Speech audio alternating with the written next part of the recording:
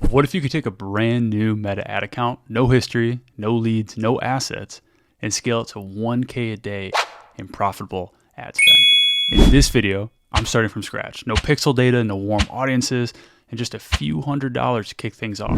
Stick around because I'll show you exactly how a professional does it step by step by step, and what you can learn from my wins and probably more importantly, my mistakes. Now, real quick, why should you listen to me? I've already built one 7-figure and one 8-figure business using Facebook ads. And now I'm pulling back the curtain. This time, I'm sharing everything from strategies to mistakes so you can see what really works. Now, I'm sure the red flags are going off. Why is this guy doing this? What does he have to sell me? Now to a scam alert. Con artists are using a new technique to try to rip you off. Here's the thing. Lately, I've realized that I learn so much more when I externally process my thoughts. And instead of keeping those insights to myself, I'm organizing them and I'm sharing them here with you, right? By being forced to actually say them out loud, I'm going to reap the rewards from that, right? Selfishly, it helps me refine my strategies. But for you, it's a chance to see exactly how an ad account gets built from zero. So this is for anyone running Facebook and Instagram ads, or even if you're planning to in the future. I'll be breaking down the exact strategies I use to make this work. Now, let's jump over to my computer and look at day one's learnings together. Welcome again to day one, where we scale a brand new ad account from $0 to spend all the way to 1K. Today we're going to be going over launching ads, specifically the ads we've already launched and what we can glean from those. So today we're going to cover getting you up to speed, specifically on the offer, this business, our acquisition strategy. I'll just share everything that's going on so that this will be more useful for you. Then I'll share my realizations. So this will kind of be like the normal flow of this. I'll share my daily realizations, right? What worked, what didn't work, what decisions I can make based off the data. I'm going to share the reason why our loser ads didn't work, and I'll give you a hint. They actually all lost, and I'm going to share why I think that is. Then I'll go over my next hypothesis and tests, and then we'll go over our action items before the next time we talk. Let's jump right in. So first up, just getting you up to speed. This is a new business. However, it's got some synergy with another business that I'm currently running. So about 18 months ago, I did start a full service ad agency, and you're going to learn when I try to write with this thing. I'm using my laptop keypad, and oh my God, I'm terrible. This is like the best you're ever going to see. It'll never get better than this moment right here. So I started an ad agency, brought on a few clients. I quickly realized that one, for me and for our business, it doesn't scale particularly well because I was going to need to hire a big bloated team, and there's going to be a ton of done for you work. Now, I'm just coming off of 2 businesses where I had to do that. So I'm like a little bit like, I want a leaner business. I want a model that is, I don't want to say less work because I love this work, just something that's more efficient. Anyways, we can get into that a different day. So I have an ad agency, and I realized we need something that's a little more done with you, right? Teaching people how to run their own ads, because it's also a little bit of a constraint. If someone else is doing all of your lead generation, what if I wake up tomorrow and I feel like I don't want to do your ads anymore? You're screwed. Right? And I don't plan to do that. But a lot of ad agencies do that all the time. Whether it's, hey, I've got a client that's paying me more money, so either you need to pay me more, or maybe I'm just not going to run your ads anymore, right? You don't want to be in that situation. Okay? But there's some synergy. So we've been running ads for a while. This, however, is a new offer. We're teaching people how to run their own ads. Okay, that's the big takeaway. And we still do a lot of it for it. We get their ad account launched. We set everything up. We literally launched their first ad. We show them how to optimize it. However, then we give them the keys to the car and say, great, right off in the sunset, you know how to print money now. So for our offer, this is the funnel we started with. And I actually changed this already. I'll show you in just a second. So we run an ad, right? We're just running ads on Facebook and Instagram right now. We're not even doing any organic. It's strictly an ad. This was putting them on a landing page that had a VSL. Really, this is more of like a short form funnel or like a direct application funnel. I wouldn't call it a VSL. It was like a 3-minute video that just explained the offer. So it's about as direct as they come. From there, there's a little pop-up, a button to fill out an application. It pops up. Then there is a booking page. And then from there is a pre-call page with a value video that kind of explains more on the offer. And even if they didn't want to work with us, it just explains how you can profitably run ads. Because the biggest constraint I see is people are so afraid to run ads because they know, I got to lose all this money before I get enough data where I can make money. And we actually teach our clients how they can make money from day one running ads, as opposed to blowing a bunch of money to learn and test. So yeah, if you book a call with us, you get that video. So this is my daily morning process, which should be kind of what we do going forward. However, based off your feedback, I might change this. So each morning I check my ad account. I add yesterday's data to our business intelligence sheet. because all of the data inside of the Facebook ad platform is great, but that's all front end data. There's no financial data for us in there, right? I can't tell you what the cost per acquisition is. I can't tell you what our closing percentage is, right? So I have a business intelligence sheet that shows everything front end, lead generation to lead nurture to sales, and then even fulfillment, which I'll be sharing plenty in this series. Then I take a bunch of notes, right? What am I? I've got some prompts in there, but what am I learning? What's working? What's not working? What should we test next? And really, then I jump on these and I share those notes with you guys. So here's what I learned today. So we actually launched ads on the 30th. I'm recording this on the 2nd. So we've had 3 full days of ads running, and that's where we're at. And I'm kind of glad those first ads failed, because I don't think I would have started this series if they had been successful, right? They failed, and I was like, okay, well, I know exactly what to do. But for somebody who hasn't run ads before, when their first ads fail, they're probably like, oh shit, I just lost money. I don't think I want to do this anymore. So I thought it'd be fun to, I guess, do this series. Anyways, so what we did is this. We launched 2 campaigns. Hang on, I gotta get the right pen over here. We launched 2 campaigns. Both were ABO with 1 ad set and 1 ad. Okay, so let me draw this out. There's probably a few people watching this that are like, oh, I know exactly what he just said. And there's probably a few of you that think I'm speaking a foreign language. So here's how an ad account works. And let me see if I might have a drawing down here somewhere. Yeah, okay. So I'll go back up to those notes. But how it works is you have a campaign, you have an ad set, and you have ads. So this is all inside of an ad account. And each ad account is actually housed inside of what's called a business manager. All right, so stick with me. Every business manager can have as many ad accounts as it wants. However, Facebook usually puts limits on it, and then you can kind of unlock more of them by spending more. So you can have unlimited ad accounts. Each ad account can have unlimited campaigns, and there is no threshold for that. You don't need to spend any amount of money to do unlimited campaigns. Each campaign can have as many ads as it wants, and each ad set can have as many ads as it wants. Okay. The other thing I said was CBO and ABO. Okay, CBO just stands for campaign budget optimization. ABO stands for ad set budget optimization. The difference is if you're spending from a campaign level, what's happening is you're giving Facebook's algorithm you're kind of saying, hey, you just spend the money where you think it works best. Whereas with ad set budget optimization, which we like to use a little bit more in testing phases, you're forcing the spend to specific places, because now it can only flex that spend to these ads, not deciding which ad set. Because usually if you do, I'm drawing all over this thing, but usually if you do CBO, what'll happen is it'll say, oh, this ad set's better, and it'll just spend all the money here, which is great when you already know you have 2 winners in there, but you don't, you're trying to figure out which one is a winner, you test it, right? So more on that, I'm sure, later on in this series, but I just wanted to get everybody up to speed. So what we did is we launched those 2 campaigns, both were ABO with 1 ad set, 1 ad. And they had the same targeting, right? So let me just draw this for you really quick. So campaign 1, campaign 2, they both had 1 ad set, and they both had 1 ad. Okay, that was it. Nothing complex here. And this is I'm going to explain in a second, this isn't really a very traditional setup, but this is how we did it. Okay, so they both had the same targeting. So the targeting is all set up at the campaign level. Everything at that campaign level is the same. There's no difference. Same targeting, same setup. The only difference was on the ad set level. Actually, there really weren't even differences at the ad set level. It was all the ad level. So they had different creatives. They had 2 different videos and slightly different copy. And really, the videos weren't that different. They just had different hooks. One of them, the hook was, are you sick of organic content bringing in shit leads? The other one was, are you sick of Facebook ads bringing in shit leads? And what we learned was that Facebook ad copy really struck more of a chord than the organic content. And I will say, I think the organic content video wasn't as clear. I just think the copy was better for the Facebook version of it. Okay, so now looking at the data, right after 1 day, we had a $20 CPM. CPM is the cost of getting in front of 1,000 people. $20 is really good, especially when you're running B2B ads. And we had 50-cent link clicks. That is like insane. Like that doesn't happen at scale, especially when you're running B2B offer. So after day 1, I was like, holy crap, like we're cooking with fire here.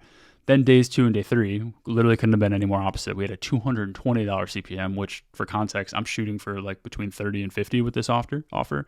But then we still had $3.20 link clicks, which for a $220 CPM is insane. The click-through rate was like 4%. So what I did is I shut them down. I took stock in what's going on, because I can't scale a $220 CPM in any offer. That's not going to work. And before I explain what didn't work real quick, I always like to start with our wins. So what were those wins? We did learn a few things. I didn't write this down, but we learned, for example, that Facebook angle worked better than the organic content angle. We also learned that the funnel works. That's a huge win. We also confirmed that our conversion API is set up properly. I always hold my breath when I do that. I've done it hundreds of times, and yet I still I just want to make sure it works, and it does, because it's not the easiest setup in the world. And anybody that ran ads pre and post iOS 14 knows exactly what I'm talking about. Then our payment threshold bumped from $2 to $24, which again, I'm going to talk about in just a second. I feel like I keep saying I'm going to talk about things in a second. I hope I close all the loops for you guys. So here's the reasons why those ads didn't work. It's a combination of things, and these are hypotheses of mine, right? I'm not going to sit here and act like I know every single thing that's ever happened, but I know a few things. So first and foremost, this is a new ad account. I'm being stubborn by running this on a new ad account. In combination, in my business portfolio, I have over 20 ad accounts that in combination have spent over $3 million. I could just take one of those ad accounts and not start fresh.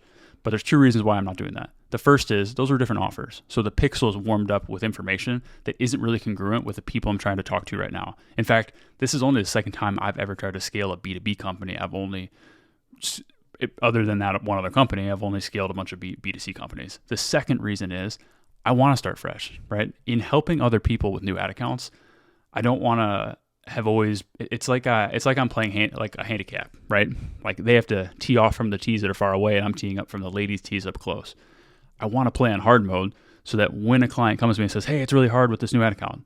Okay, I get it. I've done it. And I want to show them that way. So with a new ad account, I started with a $50 a day account limit, meaning that's the most I'm allowed to spend in a single day.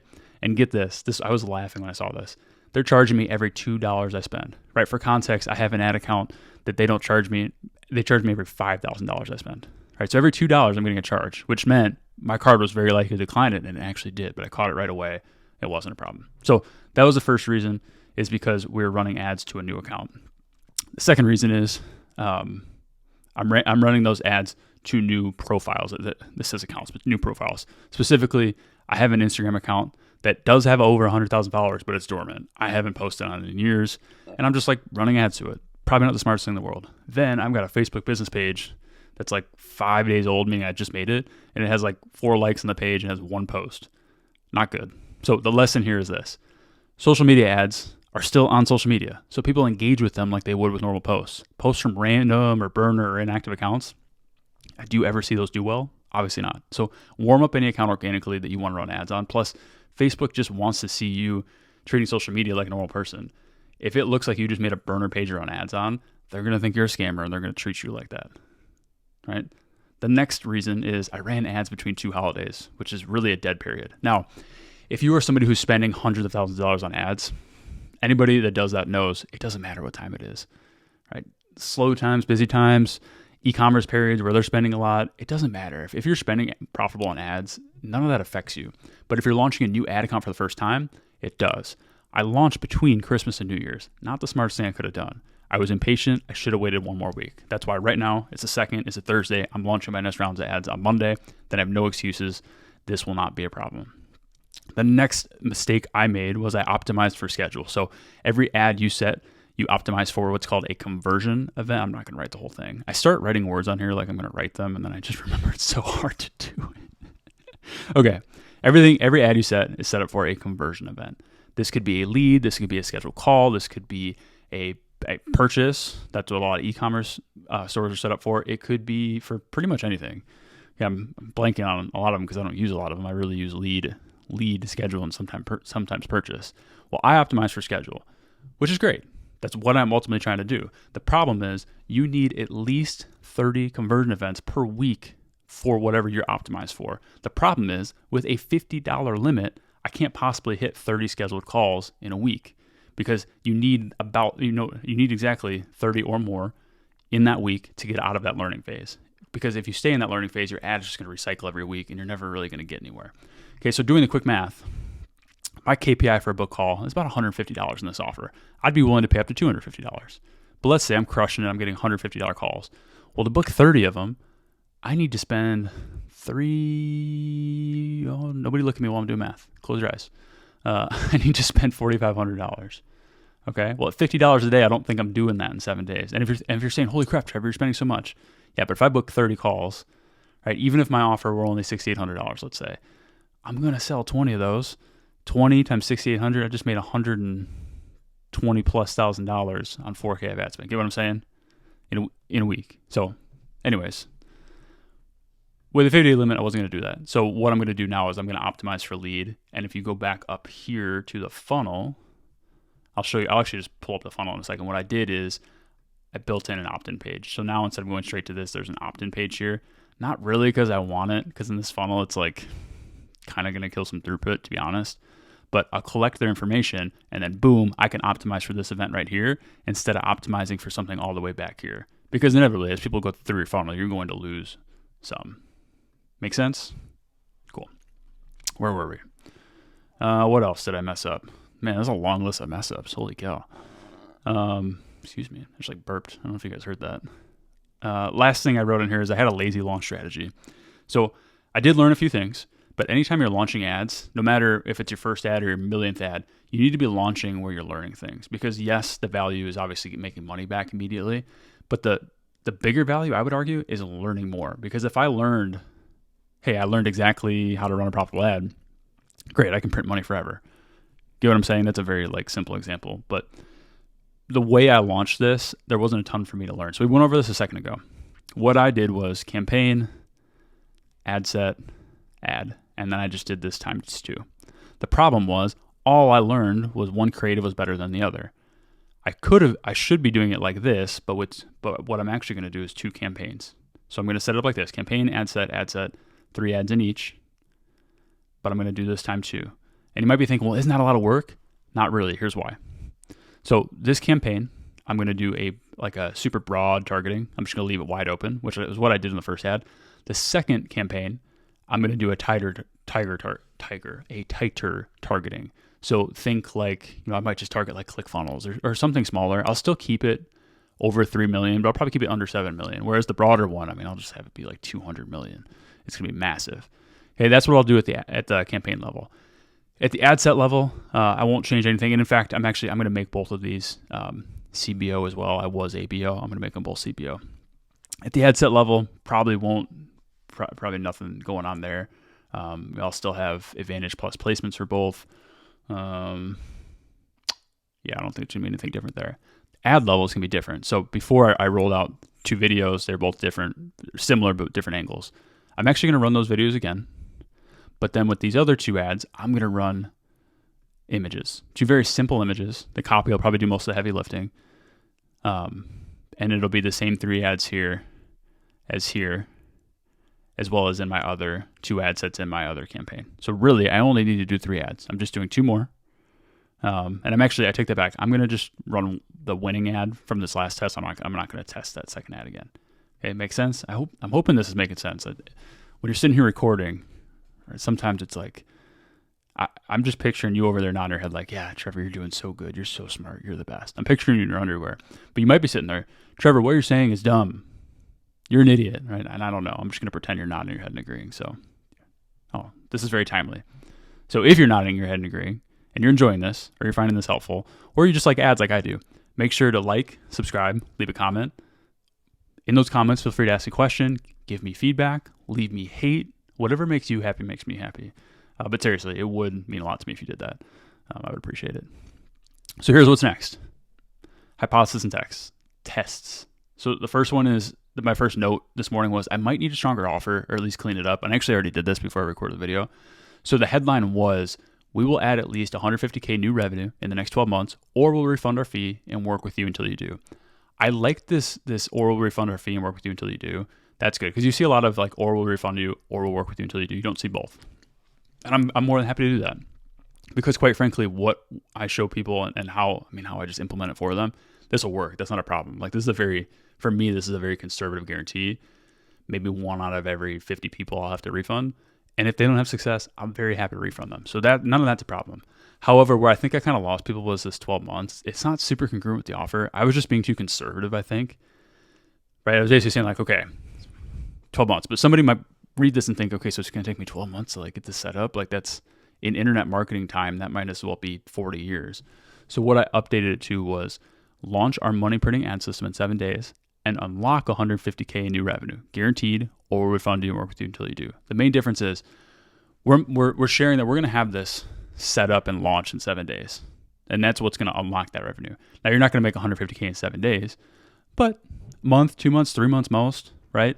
That's kind of where we're at with this. I think saying, okay, well, you now, and then now you have to wait 12 months, that was losing people. So I already made that change.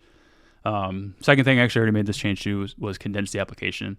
The application had 9 questions. I bumped it down to 6. The key with applications, guys, is you want to get as much information with as little friction as possible, right? So it happens on a scale here. So let's say this axis is information and this one is friction, right? So no information and no friction would be here, right? So if you just didn't have an application, that's where you are. Versus, let's say you have an application where it's like, what's your income? What's your social security number? Okay, great. That's a ton of friction and a ton of information. Depending on what your offer is, you probably want to be somewhere in the middle, right? You want to get an idea of like if they're a decision maker, are they ready to make an investment? And there's a lot. I mean, we can go over in different videos. There's a billion different ways you can get that information. Now, with my offer being more of a B2B, I can probably get away with less information and create less friction because just by the nature of the offer, and quite frankly, it's so underpriced right now that if somebody owns a business that is making any money, they can afford my offer. Like it's not an expensive offer. Now in the future, maybe we make it more robust. Maybe we charge more. That's the idea. So for you, the question you should ask is, if your funnel's already getting a lot of throughput, you can always increase the friction. If your funnel's not getting a lot of throughput, you got to find ways to decrease the friction on it, or get more traffic in front of it. Obviously, that's more of a principle for paid ads. The last thing I want to keep an eye on, but I didn't do anything for yet, is my initial ads were going a lot to ad agency owners, aka people that are doing similar things to me. And I just need to figure out, like, is this normal or can I build around this, right? Because I get a lot of those ads too, and I swipe a lot of them for inspiration. I just need to see if that's normal or if it's something that I need to like put in a filter for. So here's my action items between now and our next meeting. I am going to run image ads until the ad account stabilizes. I will still run some videos within that campaign, but it's probably going to push most of the spend to the image ads. Plus, this is a better offer test anyways, because in reality, I do need to validate this offer. As smart as I think I am sometimes, the offer is not technically validated. I need to sell it 20 times to cold traffic before it is. And these ads are scheduled for Monday. And today I'm recording on a Thursday. Then I'm going to optimize for lead in those new ads, not schedule until we're spending more, right? We went over the math in that. I need to spend a lot more money before I can optimize for schedule because that won't work. Then I do need to go in and set up autoresponders now that there's an opt-in. So before, because we were collecting information in an application, but I didn't have an autoresponder for that because 90% of those people were booking calls. However, now there's an opt-in. Plenty of those people won't book calls. So I just need to have something in there that's like, hey, just like, saw you didn't schedule, how can we help? Like just pushing them to a call to help or push them to a free resource, right? We're building out a free school community. Just get them more lead nurture with those autoresponders. And then funnel updates. I wrote here a quick walkthrough because I actually already did them. So let's actually just open that up now. Awesome. So this is the opt-in page. Pretty simple, right? We talked about this headline. Launch our money printing ad system in 7 days and unlock. So get started. This will take them to the VSL page. So no-brainer offer for coaches, consultants, and agency owners doing at least 10K a month in revenue, right? So if somebody's already doing that, I might even just take the application out because I probably don't need it. So launch our money printing ad system in 7 days and unlock 150K in new revenue guaranteed, or we'll refund you and work with you until you do. Watch the 3-minute video, then book call below. So real simple video explaining the offer. I'm not going to play it, but it's just like it's real simple to understand. I think it's a pretty good edit too, which helps. Then schedule a demo. This is the application. I'm going to skip that for right now. Decide we're not going to fill it out, then book a call. And then the last page is this one right here, the pre-call video. So this video I might even just test this as an ad or a VSL. It's too long for an ad, but I might test it as a VSL. I literally break down in the last 2 businesses how I ran my ads to not only scale 1 to 7 figures and 1 to 8 figures, but how we were able to exit both of them. And to be clear, so the 7-figure one was mine. We exited that. The 8-figure one, I was running all of their ads, but I actually didn't technically own it. We love transparency here. So, and then there's a bunch of some client testimonials, FAQ, and that's it. So guys, I hope you enjoyed this. If you did, like, subscribe, comment. I didn't have a great hair day. You can make fun of me for that too. But either way, I'll be back here in the next couple of days. I'll see you then.